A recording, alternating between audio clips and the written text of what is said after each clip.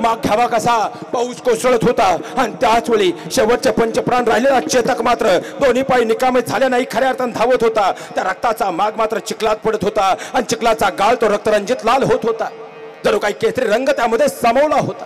स्वाभिमानाचा खऱ्या अर्थाने निष्ठेचा निश्चयाचा संस्काराचा संस्कृतीचा आणि चारित्र्याचा अस्मितेचा गंध देणारा केसरी रंग. आणि मग मात्र खऱ्या अर्थाने त्याचा माग काढत काढत मागे येऊन सैन्य निघाल. चेतक वेगाने धावत होता पण अचानकपणे चेतकचा फुरपूर्ण झालं आणि महाराणा भानावर आले. समोर पाहिलं पाऊस इतका वेगवान झाला होता. पावसामुळे खऱ्या अर्थाने नदी आडवी वाहून गेली होती. 26 फूट खोल खोल खाई आणि त्या खाईच्या पलीकडे रस्ता. 26 फूट खोल कसं जाणार पुढं. समोरचे दोन्ही पाय चेतकचे निकामी. अरे आ गई नदिया बड़ी पार घोडा कैसे उतरे पार. महाराणा विचार करू लागले अरे एवढी मोठी खाई आहे मागून यवनी सैन्य आहे. आता मात्र खऱ्या अर्थानं एवढ्या मोठ्या खाईतून आ गई नदिया बड़ी पार घोडा कैसे उतरे पार. राणा ने सोचा इस पार तब तक चेतक था उस पार.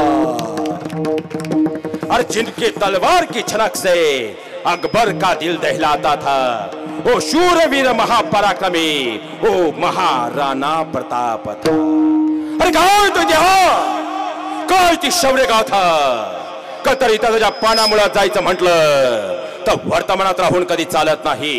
त्यासाठी या पुण्य पवन मातीमध्ये रात्रीच्या 10:15च्या सुमाराला निघावं लागेल पुन्हा एकदा त्याच भूतकाळाला वर्तमान काळात आणण्यासाठी.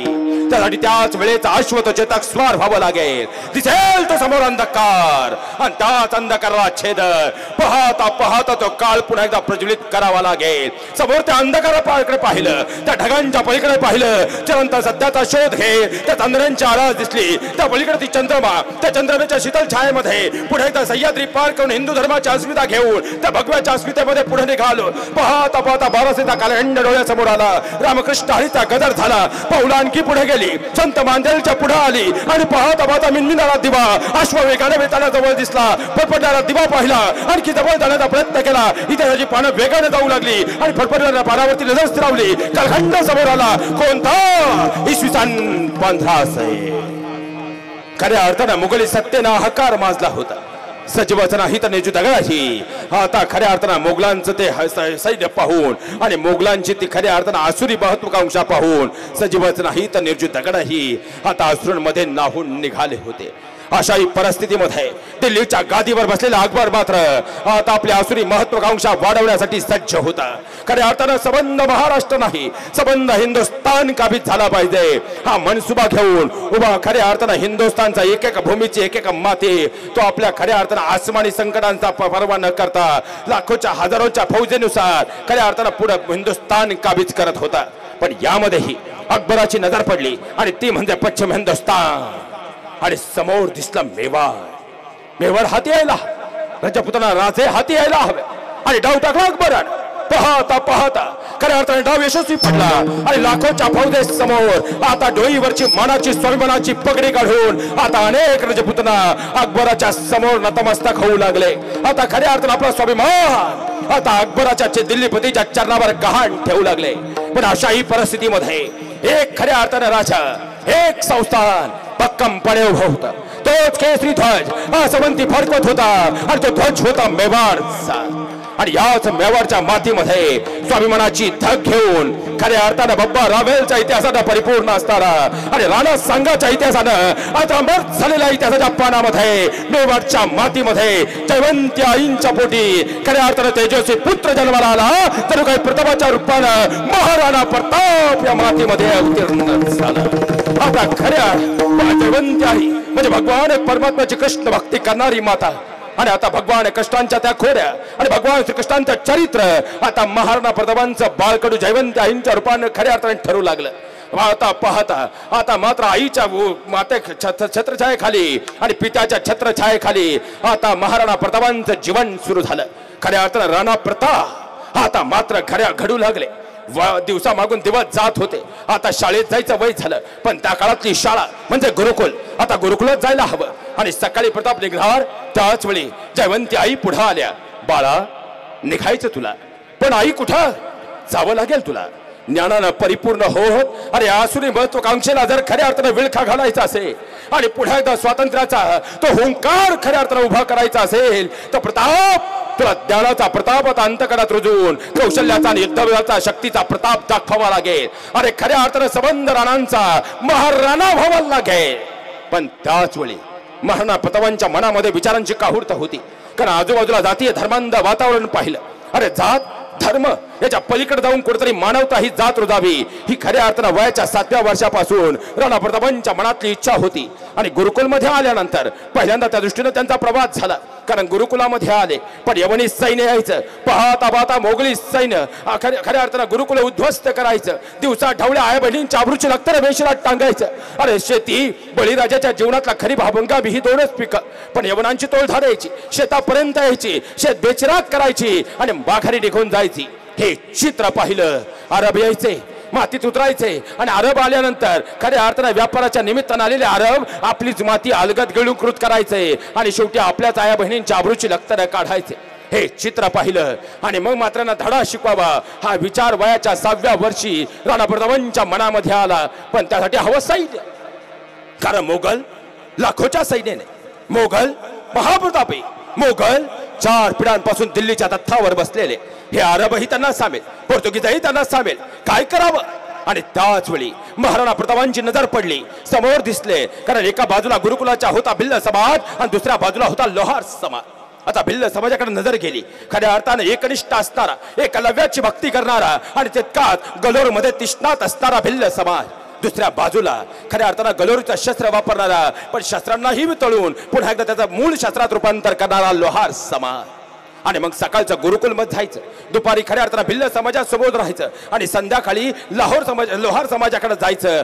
आणि पाहता पाहता वयाच्या 13 वर्षापर्यंत राणा प्रतापांनी आपली स्वतःची फौज उभी केली आणि पहिला वयाच्या 13व्या वर्षी युद्धाला सुरुवात केली पहिला खऱ्या अर्थानं डाव टाकला अरबां विरुद्ध अरब यायचे आमच्या घरात घुसायचे आया बहिणींच्या आबरूची लक्तरे काढायचे महाराणा उतरले कारण हिंदू धर्माची ती निष्ठा आई साहेबांनी खऱ्या अर्थानं अंतकडात पेरलेली आणि त्याच वेळी महाराणा उतरले स्त्री म्हणजे आमच्या देवारातील देवता कारण इथं लक्षात घ्या महाराज इतिहासाची कोणतीही पानामुळे तुम्ही उकरून काढा इतिहासातल्या कोणत्याही महापुरुषाचं चरित्र वाचा या ब्रह्मांडात 2 राजे असे झाले जे शक्तिशालीही होते कारण राजे तर हजारो झाले पण काही राजे शक्तिशाली होते काही राजे सामर्थ्यशाली होते काही राजे चरित्र संपन्न होते काही राजे संस्कार संपन्न होते पण जे शक्तिशाली होते ते चरित्र संपन्न असतीलच असे नाही आणि जे चरित्राने संपन्न होते ते शक्तिशाली असतील असं नाही पण या ब्रह्मांडाच्या पाठीवरती महाराणा प्रताप आणि छत्रपती शिवाजी राजे असे 2 महापुरुष ब्रह्मांडामध्ये आढळतात जे शक्तिशालीही होते आणि संस्कार संस्कृती चरित्राने संपन्नही होते आणि पाहता पाहता वयाच्या 13व्या वर्षी पहिला डाव राणा प्रतापांनी टाकला आता ह्या अरबांना पाणी पाजायचं परत अरब इकडे आले नाही पाहिजे मग काय करावं लाखोची फौज अरबांकडे आणि अवघे काहीचे 500 ते 600 मावळे आता मात्र महाराणा प्रतापांकडे पण डाव टाकला 2 तुकड्या बनवल्या एक भिल्ल समाजाची दुसरी लोहार समाजाची लोहार समाज शस्त्र घेऊन हातामध्ये उभा आणि भिल्ल समाज गलोर घेऊन हातामध्ये उभा अरब जवळ आले की पहिल्यांदा गलोरच्या घावामध्ये त्यांना बेदम करायचं आणि जसे बेदम झाले लोहार समाजानं आपलं शस्त्र घ्यायचं आणि दुसऱ्या टोळीने उडून खऱ्या अर्थानं अरबांचा खात्मा करायचा आणि तुम्हाला आश्चर्य वाटेल वयाच्या 13व्या वर्षी महाराणा प्रतापांनी 1,500 अरब कापले अरब गेले ते परत मेवाडच्या मातीत कधी आलेच नाही वयाच्या 13व्या वर्षीचा रणसंग्राम राणा प्रतापांचा म्हणून त्या ब्रह्मांडाच्या पाठीवर महाराणा आहेत विठ्ठल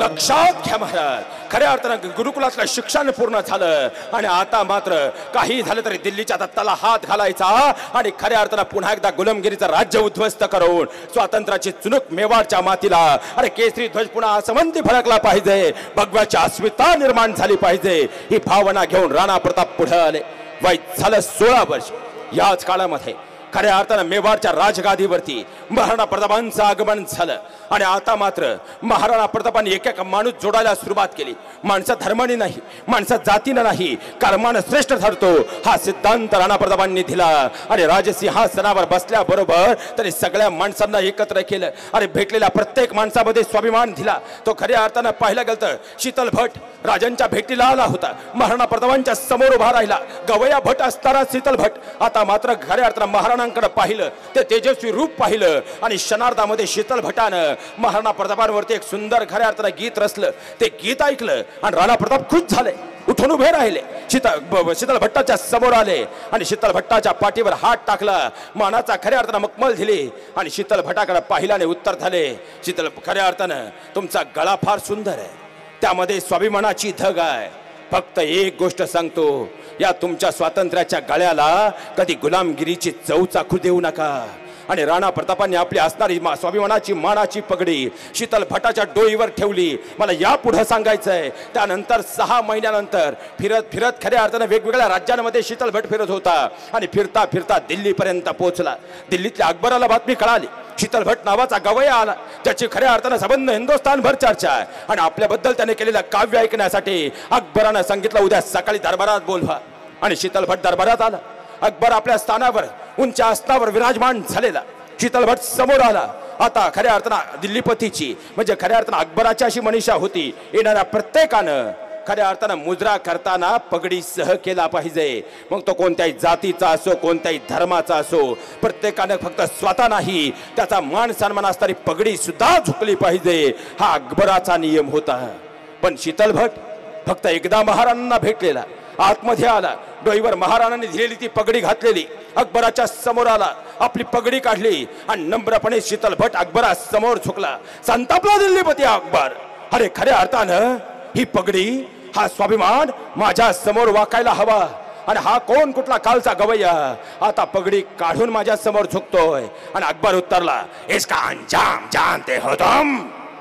आणि त्याच वेळी शीतल भट उत्तरला, हुजूर मी साधा शीतल भट गवैया, अहो तुमच्या समोर नतमस्तक, माझी मान तुमच्या समोर तुमच्या तलवारी समोर, मग मी नक्की झुकेल, पण ही पगडी मी काढली कारण ही पगडी इतर कुणाची नाही, ही स्वाभिमानाची धग ओकणाऱ्या महाराणा प्रतापांची। हा शीतल भट कधीही तुमच्या समोर झुकेल, पण मेवाडचा तो राजा कधीही तुमच्या समोर झुकणार नाही, म्हणून पहिल्यांदा पगडी काढली तुमच्या समोर झुकलो। एकदा शीतल भट फक्त महाराणांना भेटले, पण आयुष्यभर ती स्वाभिमान पेरण्याचं काम राणा प्रतापांनी केलं आणि त्यांचे जर स्वतः आम्ही वारसदार म्हणत असू तर तो स्वाभिमान आज आमच्या अंतःकरणामध्ये आहे का आणि तो आम्ही जपतोय का, याचा विचार जरी करू शकलो तर वास्तवात जयंती साजरी झाल्यासारखं होईल। हे सगळ्यात मोठं वास्तव आहे विठ्ठल।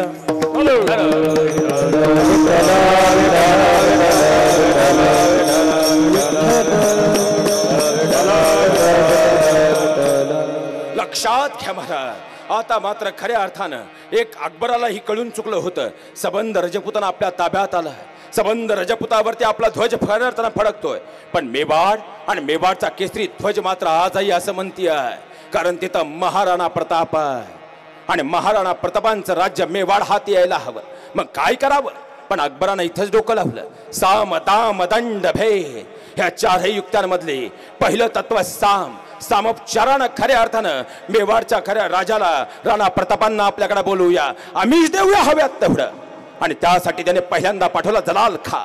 जलाल खा मेवाडच्या मातीत आला। आता हा जलाल खा इतिहासाचं पान असं सांगतं, अहो तोंडात साखर काय, पण साखरेची लादी सातत्यानं ठेवणारा आणि खऱ्या अर्थाने इतका गोड बोलून घोळात घेणारा की समोरचा माणूस घोळात आलाच म्हणून समजा। जलाल खान महाराणांच्या समोर आला, महाराणांना मुद्रा केला आणि येण्याचं प्रयोजन विचारलं। जलाल खान उत्तरला, खऱ्या अर्थानं राजे आम्ही आपल्या भेटीला आलो आहोत, काय निमित्त?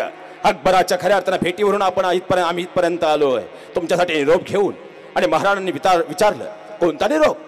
आणि जलाल खा उत्तरला, हुजूर खऱ्या अर्थानं जर पाहिला गेलं आमची संपत्ती तुम्ही पाहताय, आमची श्रीमंती तुम्ही पाहताय, अहो खऱ्या अर्थानं दिल्लीपती अकबर तुम्हाला सोडानं मनवल्याशिवाय आणि राजगादीत दिल्याशिवाय राहणार नाही, पण आपण खऱ्या अर्थानं त्यांच्या चरणावर यावं एवढीच अपेक्षा। आणि जलाल खानकडे पाहत महाराणा उत्तरले, अरे खऱ्या अर्थानं राणा संघाचे वारसदार आम्ही, अकबरचे वारसदार आम्ही. रजपुताना एक वेळ जीव सोडेल, पण कधी कुणा समोर जीव जाऊन मान खाली घालणार नाही. जाऊन सांग तुझ्या अकबराला. आणि एक वेळ राणा प्रताप जीव सोडेल, पण खऱ्या अर्थाने त्या केसरी ध्वजाची अस्मिता कधी तुमच्या समोर वाकू देणार नाही. जलाल खान मागे परतला आणि इथं अकबरानं विचार केला, कदाचित जलाल खान मुस्लिम आणि महाराणा प्रताप म्हणजे हिंदू धर्म खऱ्या अर्थाने अस्मिता जपणार आहे. मग कुणाला पाठवावं? मग खऱ्या अर्थानं आपला मेहुणा ज्याचं नाव मानसिंग, हा मानसिंग रजपुताना समाजातला, पण खऱ्या अर्थांची आत्या ही खऱ्या अर्थानं अकबराची बायको. आणि आता मानसिंग निघाला. मानसिंग येता करता झाला, समोर खऱ्या अर्थानं उभा ठाकला.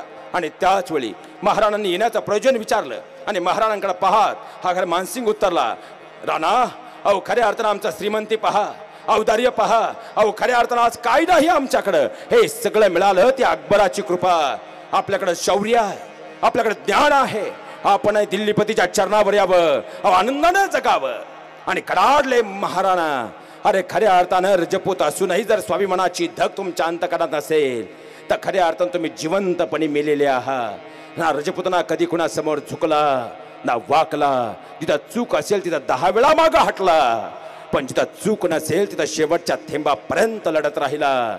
आणि खऱ्या अर्थानं तुम्ही मात्र त्या राजपुतानाच्या खऱ्या अर्थानं रजपुताना असूनही अकबराच्या चरणावर. याद राखा मानसिंग, तुम्ही मुर्दार झालेला असाल, राणा नव्हे. आणि संतापला मानसिंग. आता मात्र मानसिंग मागे गेला आणि त्यानंतर भगवान दास तोडमल आता पुन्हा एकदा साखरेची लादी घेऊन खऱ्या अर्थानं महाराणांकडे आला. असं 1-2 नाही, 8 दूत येऊन गेले, पण महाराणा बदले नाही. केसरी ध्वजाचे स्वाभिमान अकबराकडे गहाण ठेवणार नाही, स्पष्ट केलं त्याने. आणि मग दुसरा दंड. पण दंड कुणाला करावा? महाराणांना. अरे महाराणा स्वतःसाठी जगत नव्हते, लढत होते समाजासाठी, लढत होते हिंदुस्थानच्या मातीसाठी, लढत होते हिंदू धर्माच्या अस्मितेसाठी नव्हे. मग तिसरा भेद करण्यासाठी काय करावं? आजूबाजूच्या सगळ्या राजपुत्रांना आता महाराणांच्या विरुद्ध उभं केलं. आणि पाहता पाहता मेवाडचा काही भाग अकबरानं आपल्या ताब्यात घेतला. आणि आता ताब्यात घेतलेला भाग पाहिला आणि खऱ्या अर्थानं रयतेची अवस्था पाहिली. आणि महाराणांनी आपल्या राजगादीवर उठले, उभे ठाकले आणि उत्तरते झाले, माझी रयत दुःखात असताना या राजगादीवर मी बसावं, चांदीच्या ताटामध्ये मी अन्न ग्रहण करावं, कदापि नव्हे. जोपर्यंत मेवाडची 1 ना 1 इंच जमीन खऱ्या अर्थानं केसरी ध्वजानं झळकली जाणार नाही तोपर्यंत महाराणा या सिंहासनावर आणि खऱ्या अर्थानं चांदीच्या पात्रात जेवण करणार नाही. जंगलाच्या आडवाट्यावर मी आयुष्य घालवेल, जशी रयत जगेल तसा मी जगेल. आता मात्र खऱ्या अर्थानं त्या क्षणाला त्या राजगादीचा त्याग केला. कळून चुकला अकबराला, असा हाताशी राणा येणार नाहीत. काय करावं? अरे खऱ्या अर्थानं इतिहास सांगतो, स्वतःच्या राज्याचा 1/4 भाग म्हणजे खऱ्या अर्थानं 1 अंश आता मात्र ते महाराणांना द्यायला तयार झाला. आणि मग मात्र अकबराच्या बेगमनं विचारलं, अहो खऱ्या अर्थानं आपल्याकडे जेवढं सैन्य आहे एवढं सैन्य जर मेवाडच्या मातीमध्ये उभं केलं तर खऱ्या अर्थानं अर्ध सैन्य सुद्धा आपलं बसणार नाही. एवढा खऱ्या अर्थानं सैन्य साठा आपल्याकडं, शस्त्र साठा आपल्याकडं, आणि तरीही तुम्ही याचा 1/4 भागातला खऱ्या अंश हा तुम्ही मेवाडच्या राजा महाराणांना द्यायला तयार झालात का? आणि यावर खऱ्या अर्थानं बेगमला दिलेलं शयनग्रहातलं उत्तर आहे. अकबर उत्तरला, बेगम फक्त तुला सांगतो ऐक, महाराणा स्वतःसाठी जगत नाही. मेवाड का गरजेचं? कारण दिल्ली आपल्या हातामध्ये, पण दिल्लीचा कत्त जर ताबीज ठेवायचा असेल, त्यासाठी आर्थिक राजधानी करायची असेल, त्यासाठी हवा व्यापार. आणि व्यापाराचा सगळ्यात महत्वाचा मार्ग जातो तो मेवाड मधून. मेवाड हाती यायला हवं, कारण नंबर 1. कारण नंबर 2, खऱ्या अर्थानं महाराणा स्वतःसाठी जगत नाही, स्वतःचं राज्य उभं करण्यासाठी लढत नाही. तो सामान्य माणसाच्या अंतकरणात स्वातंत्र्याचा स्वाभिमान निर्माण करतोय. आणि ही स्वाभिमानाची आग उद्या पाहता पाहता जर हिंदुस्थानच्या मातीत वनव्यासारखी पेटली तर दिल्लीचं तत्त उखळून जायला फार वेळ लागणार नाही. म्हणून खऱ्या अर्थानं मेवाड आपल्या हाती यायला हवं. आणि तिसरं कारण, ज्यानं खऱ्या अर्थानं वयाच्या 13व्या वर्षी 1,500 अरबांना जागेवर कापलं सैन्य नसताना, जर त्या महाराणांकडून आपला पराभव झाला तर दिल्लीपतीचा वचक हिंदुस्थानच्या मातीत कुडत राहणार नाही. म्हणून खऱ्या अर्थानं हा सामोपचाराचा मार्ग निवडलाय. अकबराचे वाक्य यावर कळतं राणा काय होते.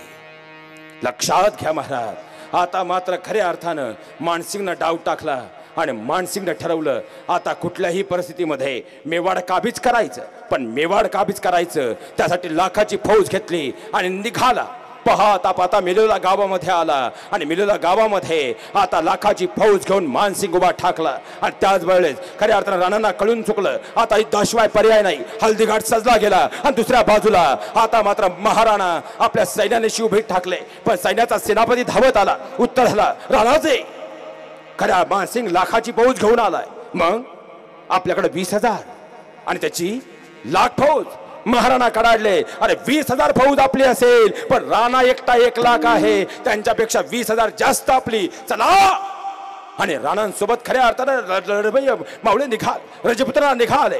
पाहता पाहता खऱ्या अर्थानं मिलोला गावामध्ये मानसिंगची स्वारी. लेनो गावामध्ये आता खऱ्या अर्थानं एकीकडे दुसऱ्या बाजूला महाराणा प्रताप उभे ठाकले. आता जणू काही ती पिवळी माती शहारली होती. आसमंती विजेचा कडकडाट सुरू होता. जणू आकाशातले ढग लोंबले होते. कारण आता काय होणार हे पाहण्यासाठी जणू काही सृष्टी सज्ज झाली होती. कारण लाखाच्या फौजे समोर राणांमधला महाराणा असणारा महाराणा प्रताप उभा ठाकला होता.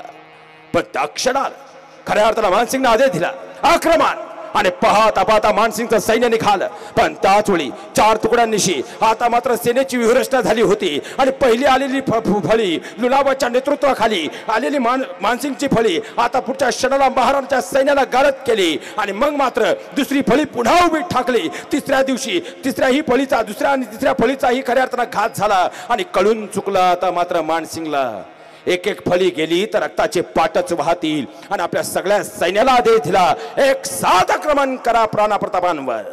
आणि पाहता पाहता मानसिंगचं सैन्य निघालं तलवारीच्या बळावरती. आता खऱ्या अर्थानं राणांसह रजपुत्रांना तलवार फिरू लागली. पाहता पाहता मोगली सैन्याच्या रक्ताचा सडा पडू लागला. रक्ताचा चिखल पिवळ्या मातीवर उडत होता. शहारलेला स्वाभिमान जिवंत होत होता. आणि या स्वाभिमानाच्या मातीमध्ये आता मात्र खऱ्या अर्थानं महाराणांचे डोळे शोधत होते मानसिंगला. मानसिंग कुठं आहे? मानसिंग कुठं आहे? आणि त्याच वेळी मानसिंगकडे नजर केली. मानसिंग हत्तीच्या अंबारीवर स्वार झालेला अंबारीमध्ये बसलेला. आणि जशी नजर गेली चतक फुरफडला आणि चतकवरती खऱ्या अर्थानं महाराणांनी मान टाकले. पाहता पाहता पुढे आले. त्याच वेळी आता मात्र यवनी सैन्य मागे पळायला लागलं. कळून चुकलं राणा समोर निभाव नाही. पण त्याच वेळी मेदर मेतखा या खऱ्या अर्थानं अकबराच्या सरदारानं आता बोलती झुल उठवली. की आता स्वतः अकबर 10 लाखाची फौज घेऊन दिल्लीकडून निघालाय.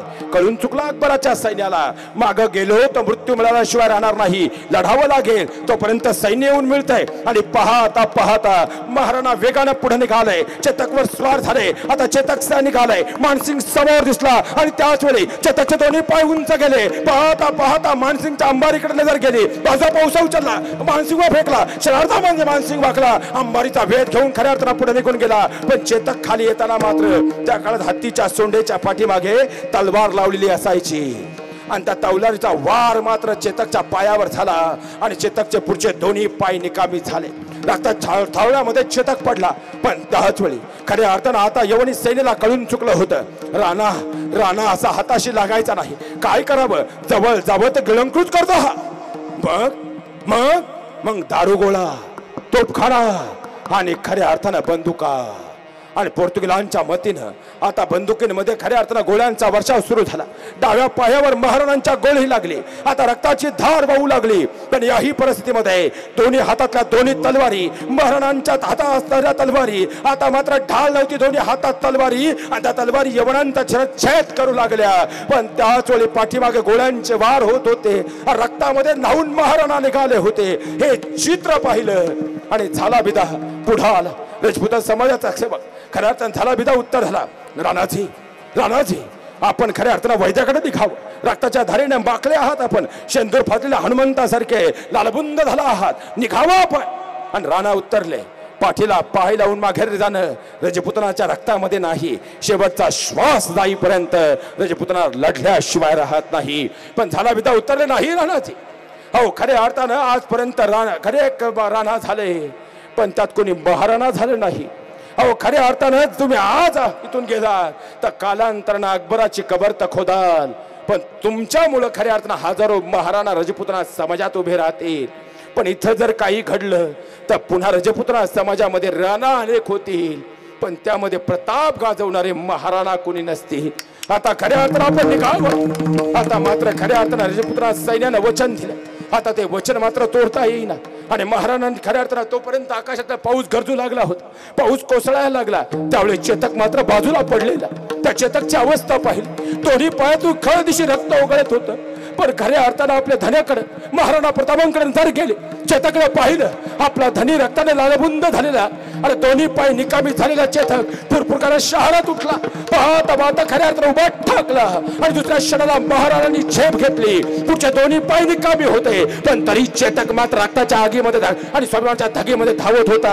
आता धावता धावता पुढे निघाला, पण इथं डाव टाकला आणि झाला बिदान. महाराणांची कपडे परिधान केली, डोईवर जिरेटॉप घातला आणि झाला बिदान महाराणा म्हणून लढायला निघाला. आता मात्र यवनी सैन्य तोडत निघाला, पण त्याच वेळी गोलीनं वेध घेतला, डोईवरचा जिरेटॉप झाला बिदाचा उतरला आणि कळून चुकलं, हे महाराणा नाही, हे महाराणा नाही.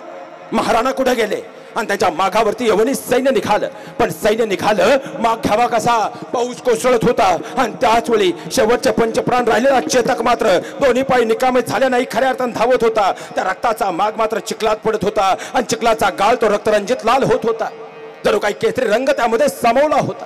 स्वाभिमानाचा, खऱ्या अर्थानं निष्ठेचा, निश्चयाचा, संस्काराचा, संस्कृतीचा आणि चारित्र्याचा, अस्मितेचा गंध देणारा केसरी रंग.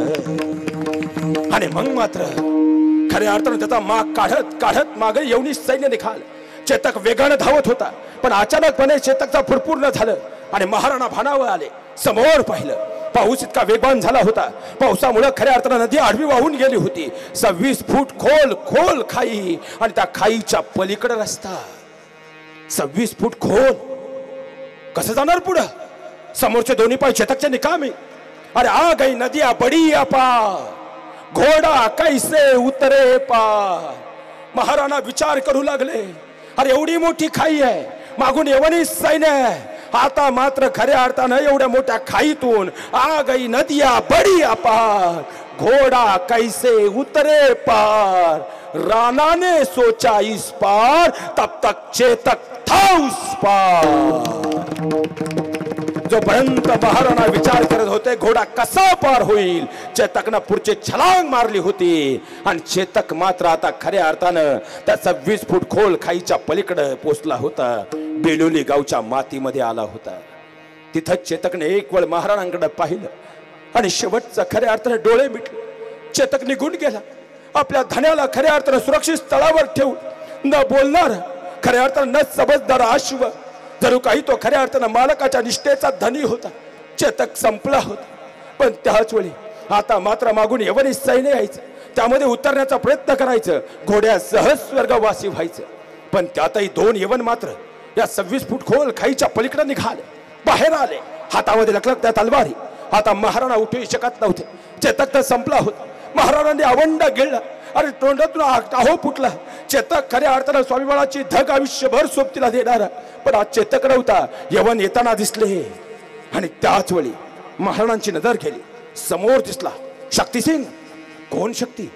हा महाराणांचा सावत्र भाऊ, मेवाडच्या गादीवर बसताचा खॉप पाहणारा, पण खऱ्या अर्थानं प्रतापांच्या बळावरती, खऱ्या अर्थानं निष्ठेच्या, संस्कारांच्या, संस्कृतीच्या, चरित्राच्या, ज्ञानाच्या, बुद्धीच्या कवचकुंडलामध्ये खऱ्या अर्थानं उभा असणारा कळस मुखे म्हणून महाराणांना खऱ्या अर्थानं मेवाडची गादी मिळाली. म्हणून तर हा खऱ्या अर्थानं शक्तिसिंग आता अकबराला जाऊन मिळालेला. समोर पाहिलं आणि खऱ्या अर्थानं शक्तिसिंग येताना दिसला. मात्र इकडे यवनी सेना आता आनंदून गेली. अरे खऱ्या अर्थानं शक्ती अकबराच्या सोबतीला आलेला, अकबराच्या सोबती मिळालेला. आता काळजीच नाही, महाराणा संपलाय. आणि मात्र दोन्ही यवनांजवळ आले आणि शक्तिसिंगकडे पाहत उतरले. शक्ती आ गए, आ गए, याद रखिएगा, आज महाराणा का पन्ना आखिरी फाड़ देंगे हम. मेवाड़ अब शक्ति आपके पास होगा, ये गद्दी आपकी होगी. पण एवढे शब्द बोलण्याच्या शक्तिसिंहानं पुढचा वार केला आणि दोन्ही यवन जागेवर संपवले. आणि तीच तलवार घेऊन महाराणांकडे निघाल. महाराणांच्या चेहऱ्यावर हास्य आलं. आता खऱ्या अर्थानं हास्य यासाठी नव्हतं की आपला भाऊ आला, त्यांना माहित होतं शक्तिसिंह खऱ्या अर्थानं अकबरला जाऊन मिळाला, आपल्या विरुद्ध प्रत्येक वेळे खऱ्या क्षणाला खरित करणार. पण आता मात्र यवनांच्या कोल्ह्या गिद्रांकडून नाही, रजपुतनाचं स्वाभिमानी रक्त असणाऱ्या भले आपल्या भावाकडून मृत्यू होईल म्हणून महाराणांच्या चेहऱ्यावर हास्य होतं. आणि महाराणांच्या जवळ शक्तिसिंहात आणि शक्तिसिंहाच्या हातामध्ये महाराणांनी आपली बाजूला असताना तलवार दिली आणि सांगितलं, अरे खऱ्या अर्थ शक्तिसिंग, आता तुझ्या समोर माझी गर्दन आहे. कलमकर, एका रजपुतनाच्या हातातून मृत्यू येणं यासारखं सौभाग्य नव्हे. एवढे शब्द ऐकले आणि शक्ती मात्र आता महाराणांच्या चरणावर गेला, ढसढसा रडू लागला आणि खऱ्या अर्थानं माफी मागू लागला.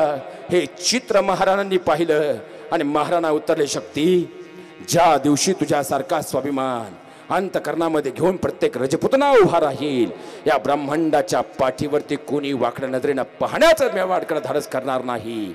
आणि खऱ्या अर्थानं तो शक्ती त्या दिवशी आपला झाला.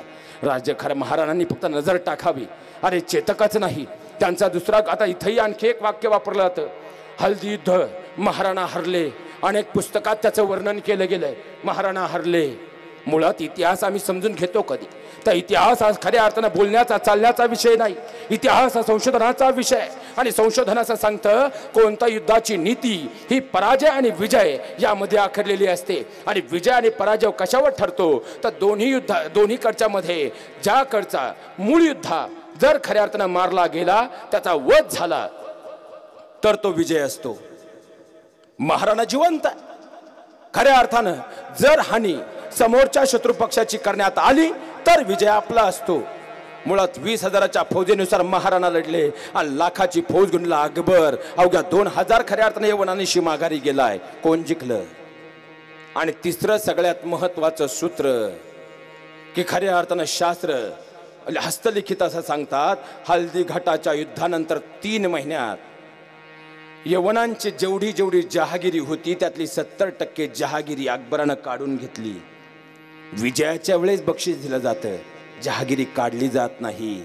खऱ्या अर्थानं 20,000 फौजेनुसार मग तो कुंभलचा लढा असू द्या, देवरीचा लढा असू द्या, अथवा खऱ्या अर्थानं हल्दी युद्ध असू द्या, माझ्या महाराणांनी स्वतःच्या कर्तृत्वाच्या बळावर पुढे नेलं. अरे चेतकच काय, पण याच हल्दी युद्धामध्ये खऱ्या अर्थानं त्यांचा सगळ्यात प्राणप्रिय असणारा हत्ती गज, ज्याचं नाव होतं, खऱ्या अर्थानं पाहिला गेलं तर काय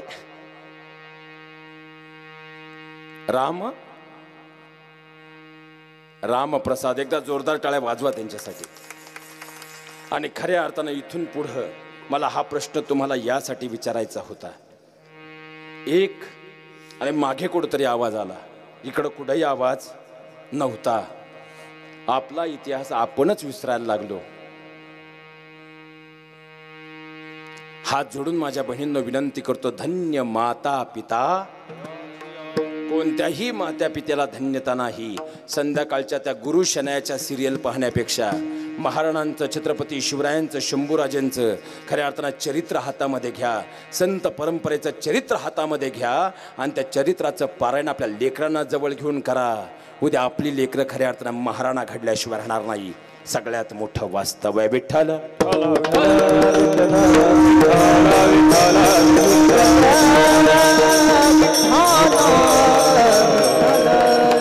लक्षात घ्या महाराज, खऱ्या अर्थानं रामप्रसाद जेव्हा अकबराच्या हाती सापडला आणि रामप्रसादला दिल्लीला नेण्यात आलं, आणि आता मात्र खऱ्या अर्थानं रामप्रसादची ख्याती ऐकलेलीच होती आणि म्हणून मात्र आता अकबर उतरला. इथून पुढे माझ्या शेवटच्या श्वासापर्यंत आता सवारी मी रामप्रसादवर बसूनच करणार. आणि एवढे शब्द त्या मुख्य असणाऱ्या रामप्रसाद नावाच्या हत्तीनं ऐकले. त्या दिवसापासून अन्न पाणी तोडलं आणि 11व्या दिवशी स्वतःचे प्राण सोडले. माझ्या पाठीवर बसेल ते फक्त राणा असतील, माझ्या पाठीवर यवनातला कुणीही बसणार नाही. मुक्या प्राण्याला कळालं. आणि त्याच महाराणांचे वंशज म्हणणारे आम्ही जर खऱ्या अर्थानं आपल्या अंतकरणातला तो स्वाभिमान आजीवंत ठेवणार नसू तर आम्ही वास्तवात त्यांचे वारसदार म्हणण्यास पात्र आहोत का? एवढा विचार करू शकलो तरी जन्मोत्सव सोहळा सफल झाल्याशिवाय राहणार नाही. कारण थॉमस एडिसनच्या चरित्रात एक वाक्य फार गोड आहे. थॉमस एडिसन जेव्हा खऱ्या अर्थानं भारतात निघाला, ज्यानं 1039 पेटंट स्वतःच्या नावावर केले, हा थॉमस जेव्हा भारतात निघाला तेव्हा त्याच्या आईनं, त्याच्या चरित्रामध्ये वाक्य आहे, त्याच्या आईनं सांगितलं होतं की बाळा जा, येताना माझ्यासाठी काहीच नाही पण मेवाडला जाऊन मेवाडची माती घेऊन ये. परदेशातल्या लोकांना महाराणांच्या चरित्राची भुरळ आहे आणि आपल्या घरात वर्षातून किती वेळा आपण पारायण चरित्राचं करतो. विचार करा, चारित्र्य घडल्याशिवाय राहणार नाही. एकदा प्रेमानं भजन करूया.